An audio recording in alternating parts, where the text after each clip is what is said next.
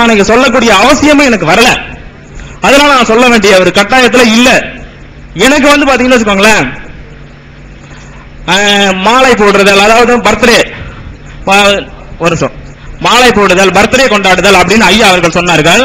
அதுக்கு பாத்தீங்கன்னா வச்சுக்கோங்களேன், இப்ப நான் என்னுடைய பர்த்டேவை நான் வந்து சிறப்பா கொண்டாடுறது இல்ல. நிறைய ட்ரஸ்டுங்க இருக்கு. அந்த ட்ரஸ்டுங்களுக்கு பாத்தீங்கன்னா அனாதை ஆசிரமங்களுக்கு நிறைய செய்யணும் அப்படின்னு நான் நினைப்பேன். ஆனா நான் செய்யணும்னு நினைப்பேன், என்ன சுத்தி இருக்கிறவங்க செய்யணும்னு நினைப்பாங்களா? அதை நான் பார்த்துட்டு இருக்கேன். இல்ல, ஐயா வந்து அந்த மாதிரி உள்ளவங்களை நான் பார்த்துட்டு இருக்கேன். எப்படின்னு அதை எப்படி கட்டாயமா சொல்ல முடியும், உறுதியா சொல்ல முடியும்?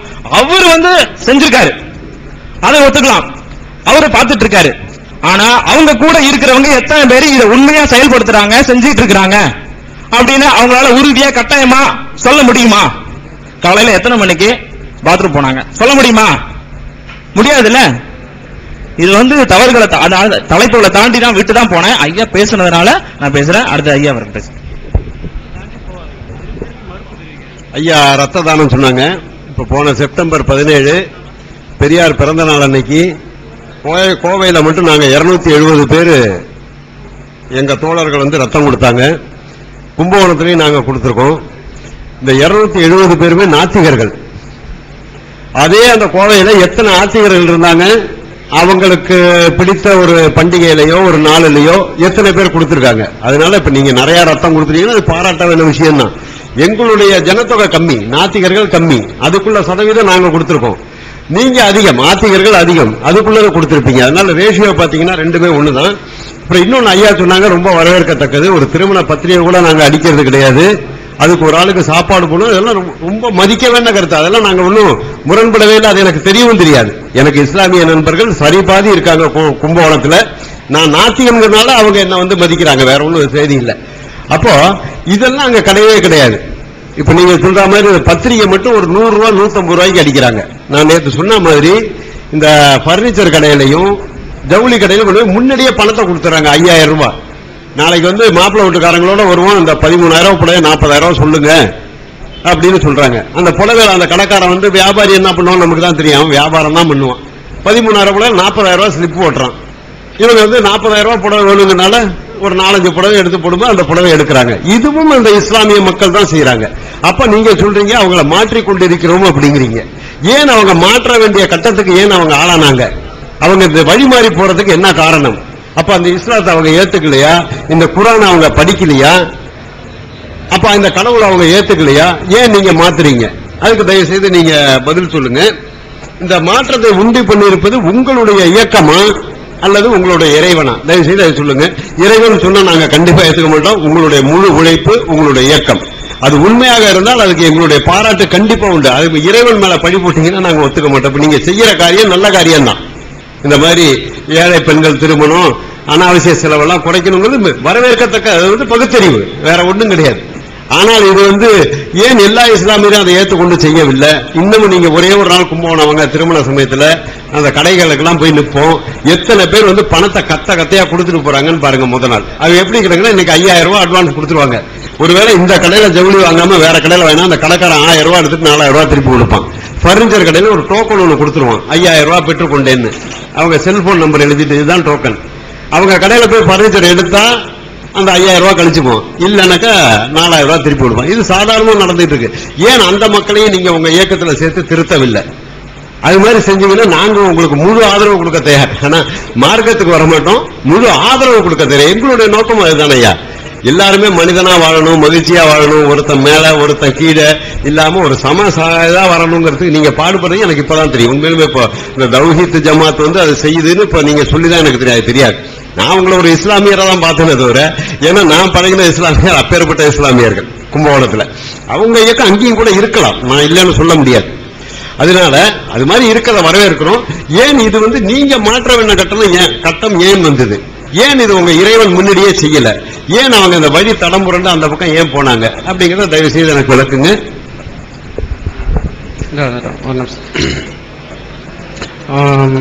சகோதரர்களுக்கு வணக்கம்.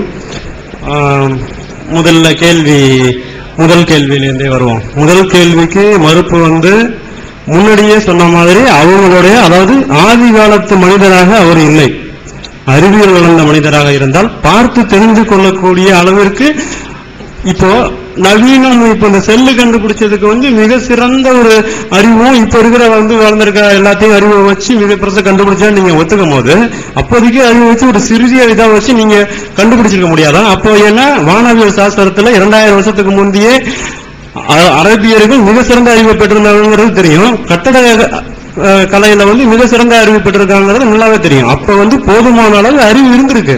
அதை வைத்து சொல்லப்பட்ட ஒரு விஷயம் தான். அதுக்கு வந்து இன்னும் அதுக்கு முந்தைய தையல் மிஷின் கையை வந்து கண்டுபிடிச்சிருக்காங்க. தையல் மிஷின் கண்டுபிடிக்கப்படலாம் ஒரு நூற்கருத்திற்கு ஒரு விஷயம் செஞ்சிருக்கு. அதுக்கெல்லாம் அவங்க கடவுள்னு சொன்னாருன்னு சொல்லல. இவரு வந்து கடவுளை தொலைக்கி கூப்பிட்டிருக்காரு. அவருக்கு ஏற்பட்ட அந்த சிந்தனை கடவுள் பெயரால் சொல்லப்பட்டிருக்கிறது.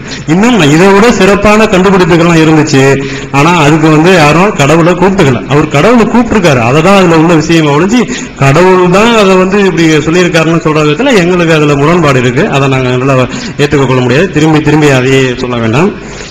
இரண்டாவது கேள்வியாக சொல்லக்கூடிய வந்து இந்த வானவியல் இதுல வந்து சொல்லக்கூடிய விஷயம், அதாவது ஐயா அவர்கள் சொன்ன இந்த வானவியல் இதை பத்தி, அதுக்கு முன்னாடியே வானவியல் அறிவியல் இருந்ததுங்கிறது ஒரு இதா இருந்தாலும் அவர் வந்து நேரடியான விஷயத்தில் ஃபாலோ பண்ணி சொல்லல. இதுக்கு முந்தி ஈஞ்சில் வேதத்திலிருந்து ஒட்டுமொத்த கருத்தையும் எடுத்துக்கொண்டு ஒரு சில மாற்றங்கள் செய்து, அதாவது முதல் அப்படி நம்ம உள்ள போனோம்னா என்ன சொல்லுவாங்கன்னா, முதல்ல வந்து இரவு பகலை படைச்சிட்டு அதுக்கப்புறம் வானம் பூமியை படைச்சிருக்கோங்கிறது இவங்க மாத்திட்டாங்க. முதல்ல வந்து வானம் பூமி இருந்துச்சு, அப்புறம் இரவு பகல், அதாவது சூரியனையும் சந்திரனையும் 2ஆம் நாள் படைத்திருக்கார்கள். முதல் நாள் வந்து பூமியையும் மற்ற இதையும், அதாவது வெளிச்சத்தையும் இருட்டையும் படைச்சதா சொல்லும் போது முரண்பாடு வரும். அதுல அந்த முரண்பாடு வந்து இவங்க சரி செஞ்சு அதை அப்படியே எடுத்திருக்காங்க. அதை இவங்களால மறுக்க முடியுமா? பைபிள் ஏஞ்சில் வேதத்திலிருந்து எதையுமே எடுத்துக்கல அப்படின்னு அவங்களால சொல்லிட்டு இந்த அறிவியல் விளக்கத்துக்குள்ள போகட்டும். அதுல இருந்து எடுத்து அதுல சொல்லியிருக்கிற விஷயம், உலகத்தை எப்படி படைத்தான், இந்த பூமியை எப்படி படைச்சாங்கிற எல்லா விஷயத்தையும் எடுத்துக்கிட்டு அதுல இருந்து சொன்ன விஷயம் தான் இந்த விஷயமா ஒழிஞ்சு அப்படியே விரிச்சிருக்காங்களா அந்த ஏஞ்சில் வேதத்துல இருந்ததுதான், இறை வேதத்துல சொல்லல. ஆனா ஏஞ்சில் வேதத்தை நீங்க ஏத்துக்க மாட்டீங்க. இயேசுநாதர் சாகலன்னு சொல்றீங்க. அப்ப அதை விட்டுறணும், ஏஞ்சில் வேதத்தை விட்டுறணும். இந்த அறிவியல் அவருக்கு இருந்துச்சு, அறிவியல் இருந்துங்கிறது நீங்க விட்டுறணும். அப்படிதான் வர முடியும். அதை விட சிறப்பான அறிவியல் வந்து 2000 வருடத்துக்கு முன்பு இருந்தது. அப்படி வந்து ஆராய்ச்சி பண்ணி சொல்லக்கூடிய அளவுக்கு பறந்து விரிஞ்சு கொண்டிருந்த பிரபஞ்சம் விரிஞ்சிட்டு இருக்கிற அளவுக்கு வானவியல் சாஸ்திரம் எத்தனை கோள்கள் இருந்தது, கோள்கள் வந்து எப்படி இருந்து கொண்டிருந்த அளவுக்கு வானவியல் சாஸ்திரத்துல அறிவு இருந்துச்சு அவங்களுக்கு, அரபுகளுக்கு. அதை வைத்து அவர் வந்து அந்த அறிவியலை யூஸ் பண்ணிருக்கலாம். மூன்றாவது வந்து மனிதன் கூட்டமே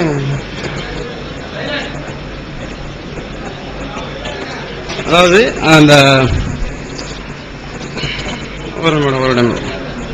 அதாவது அவங்க நேரடியா அந்த விளிம்புகளை கடந்த விமானத்தை அந்த கண்டுபிடிச்சதுக்கான இதை வந்து அவங்க சொல்லியிருக்கிறாங்க மூணாவது கேள்வியா. அதாவது எப்படின்னா நேரடியா அதை படிச்சிருவோம். மனித ஜின் கூட்டமே, வானங்கள் மற்றும் பூமியின் விளிம்புகளை கடந்து செல்ல நீங்கள் சக்தி பெற்றால் கடந்து செல்லுங்கள். ஆற்றல் மூலம் தவிர நீங்கள் கடந்து செல்ல மாட்டீர்கள். அதாவது ஆற்றல்னு ஒரே ஒரு விஷயம் சொல்லியிருக்காரு. அதை வந்து நீங்க விமானமா நேரடியாக படிக்கப்பட்ட வசனம். ஆற்றல்னு ஒரே ஒரு விஷயத்தை விமானமா எடுத்துக்கலாம். விமானம் கண்டுபிடிக்கிறதுக்கு நிறைய விஷயங்கள் தொழில்நுட்ப ரீதியா சொல்லியிருக்காருன்னு சொன்னா நீங்க விமானத்தை சொல்லிட்டாங்க, நீங்க நேரடியா சொல்லிடலாம். ஆற்றல்னு ஒரு விஷயம் சொல்லியிருக்கிறாங்க. அந்த விமானம் அப்படின்னா அதுல கடவுளோட செயல் இருக்குன்னா அதுக்கு 1004, அதாவது ஒரு 50 வருடத்துக்கு முன்னாடி வந்து கண்டுபிடிக்கப்பட்ட, அதாவது ஒரு 100 வருடத்துக்கு முன்னாடி அக்யூரஸாக சொன்னா அந்த கிளைடர் வந்து கண்டுபிடிக்கப்பட்ட வருஷத்து வரைக்கும் காத்துக்கிட்டு இருக்க வேண்டிய அவசியம் இல்லை. விமானத்தை தான் அவர் சொல்லியிருந்தாருன்னு சொன்னா எப்படி ஆராய்ச்சி பண்ணி கொஞ்சம் வருஷத்துக்கு முன்னாடியே கண்டுபிடிச்சிருக்கான். அவர் விமானத்தை சொல்லல. அவர் வந்து எப்படி சொல்லியிருக்காருன்னா, திரும்பியுள்ள மனித ஜின் கூட்டமே வானங்கள் மற்றும் பூமிகளை கடந்து செல்லுங்கள். நான் இப்ப சொல்ல மனிதர்கள் ஜின் கூட்டமே, நீங்கள் 1000 வருட வாழ்வதற்கு தகுதி இருந்தால் வாழுங்கள், நீங்கள் ஆற்றல் இருந்தால் வாழுங்கள். அப்படி சொன்னா அது இறை வேதம் ஆகிடுங்களா? ஆற்றல் இருந்தால் வாழுங்கள் சொன்னா அந்த ஆற்றலை தேடுங்கள், நாளைக்கு வாழலாம். ஜீன் உள்ள மாற்றங்கள் செஞ்சா முழுமை இறங்கக்கூடிய செல்லுகளை மாற்றினால் முழுமையை கொடுக்க ஜின்னு கண்டுபிடிச்சிட்டாங்க. அந்த ஜீன் வந்து நோய் இல்லாத ஜீனா இருக்கிற பட்சத்துல அதை வந்து அந்த ஜின்னை மாற்றக்கூடிய, அதாவது ஜீனை மாற்றக்கூடிய விதத்துல 1000 வருடம் வாழக்கூடிய மனிதனை கண்டுபிடிக்க போறாங்க. இது அறிவியல்.